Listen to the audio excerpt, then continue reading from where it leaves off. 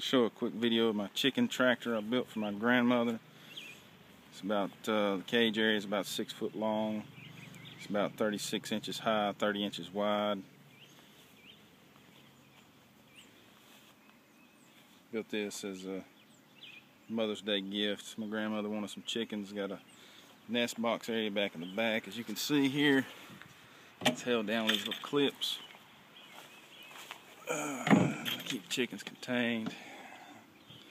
There's a shot of the nest boxes. What you see inside here. You can probably see the roost right there. Got the water. Water goes in there. This door opens up here.